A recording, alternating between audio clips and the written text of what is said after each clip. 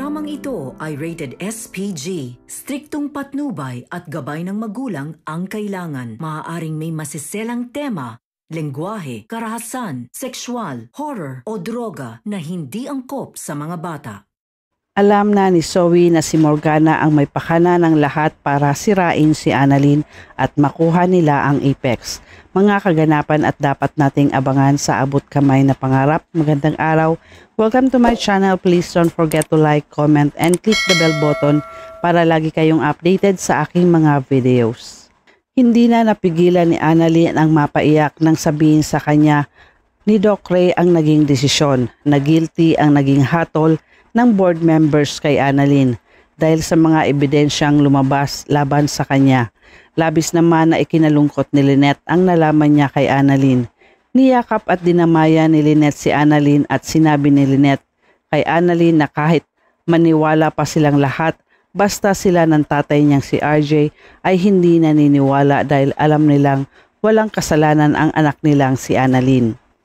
Hindi napansin ni Annalyn at Lynette ang pagdating ni Zoe kasama si Morgana.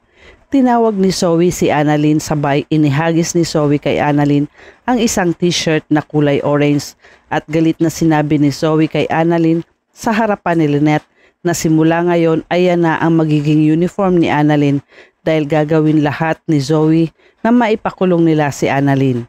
Nagulat si Annalyn at Lynette sa sinabi ni Zoe, dahilan para mapaisip si Lynette sa naging payo sa kanya ng isang abogado nila na subukan niyang makipag-areglo sa mga taong nang bibintang kay Annalyn at baka sakaling pakinggan siya at magbago ang isip na huwag nang ituloy ang demanda laban kay Annalyn.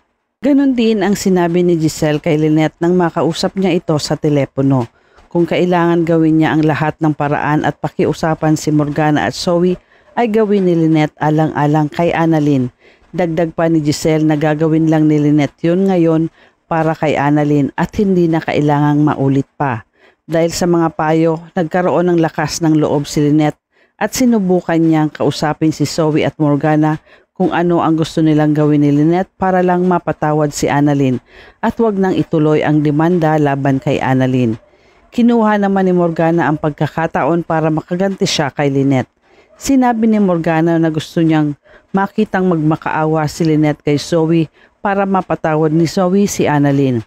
Hindi naman nag-atubili si Lynette na gawin ang gusto ni Morgana dahil gagawin ni Lynette ang lahat para sa kanyang anak na si Annalyn. Samantala dahil sa hindi kumbinsido si RJ sa CCTV footage na ipinakita sa kanila, naging malakas ang paniniwala ni RJ na may kakaiba siyang napapansin sa video at ito ay edited dahil mukhang kasabwat ng IT staff nila ng Apex ang gumawa nito. Nakipagkita si RJ kay Richie ang dating IT experts ng Apex na dating tumulong sa kanya noon na ma-recover ang CCTV footage nang itulak siya ni Moira. Humingi ng tulong si RJ kay Richie na ma-access niya ang CCTV footage sa Apex dahil gustong malaman ni RJ kung posible bang ma-detect pa yung original footage dahil alam ni RJ na edited ang video. Nagkasundo ang dalawa na gagawin ni Richie ang lahat. Ang kailangan daw niya ay maibigay ni RJ kay Richie ang code ng Apex para ma-recover niya ang sinasabing original clip ng video at si Richie na ang bahala sa lahat.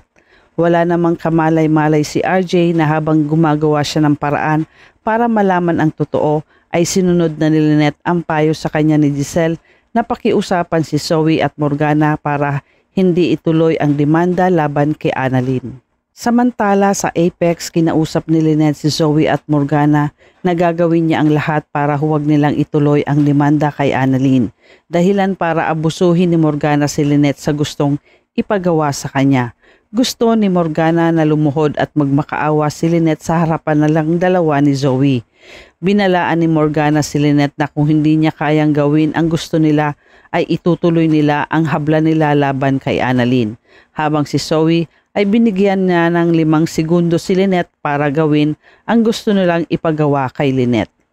Hindi na nagdalawang isip pa si Lynette at ginawa niya ang inuutos ni Morgana at Zoe. Nasaksihan ng mga nurse sa Apex at ni Josa ang ginawa ni Lynette sa harapan ni Zoe at Morgana. Dahilan para maawa ang mga tao sa Apex para kay Lynette. Nakita ni Annalyn ang ginawa ni Lynette kaya nilapitan niya ito at pinatayo niya ang nanay niyang si Lynette. At sinabing hindi raw kailangan isakripisyo ni Lynette ang sarili niya para sa kanya. Ngumiti si Lynette kay Annalyn saka hinawakan siya sa muka at sinabi ni Lynette na hindi sakripisyo ang ginagawa niya kundi ang pagmamahal niya sa kanya. Nag-iyakan ang mag-ina habang pinapanood sila ng mga tao sa Apex. Samantala nagpunta si Regan sa Apex para sana kamustahin si Annalyn. Sakto naman nakita ni Regan si Doc Kim at nagtanong kung nasaan si Annalyn. Ngunit wala din alam si Doc Kim kung nasaan si Annalyn. Maya-maya ay dumating si Harry dahilan para magtanong si Regan kay Harry kung nasaan si Annalyn. Nagsabi si Harry na pasensya na pero Annalyn is in trouble. Na ipinagtaka naman ni Doc Kim at Regan kung ano ang nangyayari kay Annalyn. Kaya naitanong ni Doc Kim kung ano ang ibig sabihin ni Harry at maging si Regan ay napatanong na din. Dito ay sinabi ni Harry na naakusahan si Annalyn ng malpractice at attempted murder dahil sa ginawa ni Annalyn sa daddy niyang si Carlos. Ikinagulat ng dalawa ang sinabi ni Harry. Parehong hindi naniniwala si Regan at Doc Kim na magagawa yun ni Annalyn. Kaya sinabi ni Doc Kim kay Harry na napaka-insane daw nun dahil hindi magagawa ni Annalyn ang ibinibintang sa kanya. Nalulungkot naman si Annalyn sa mga nangyayari habang nakaupo si Annalyn sa hagdan ng Apex. Nakita nila Regan at Doc Kim si Annalyn kaya nilapitan nila si Annalyn para kausapin. Mas lalong napaiyak si Annalyn nang sabihin ni Regan at Doc Kim na hindi sila naniniwala sa mga akusasyon sa kanya dahil alam nilang hindi ito magagawa ni Annalyn. Samantala magkausap si RJ at Doc Ray tungkol sa nabalitaan ni Doc Ray na magsasampa daw ng kaso si Zoe laban kay Annalyn. Nagsabi naman si RJ na hanggat nasa tabi ni Zoe si Morgana ay paniguradong tuloy ang kaso laban kay Annalyn dahil si Morgana ang nagsusulsol kay Zoe.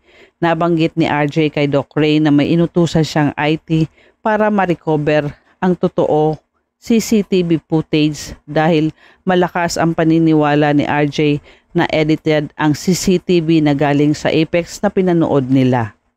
Magkausap naman si Morgana at Zoe sa mga susunod nilang plano dahil alam ni Morgana na malapit na silang magtagumpay ni Zoe na makuha ang Apex at kapag nagmakaawa na sila para kay Annalyn ay doon nila gagawin ang mga plano nila na kausapin si RJ na hindi na nila itutuloy ang pagsampa ng kaso laban kay Annalyn para magmukha silang mabait kay RJ.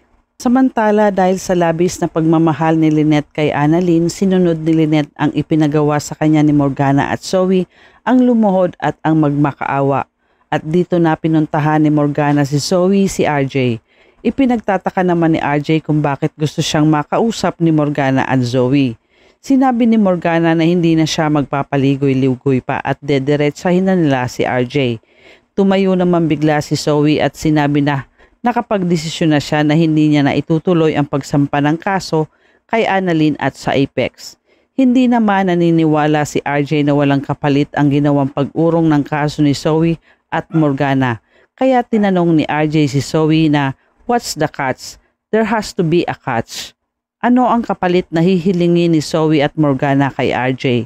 Ano ang mangyayari kapag napatunayan ni RJ na si Morgana ang may pakana ng lahat? At yan ang ating pakaabangan dito lang sa Abot Kamay na Pangarap. Huwag bibitiw at huwag kalimutan mag-subscribe. Maraming salamat po and God bless.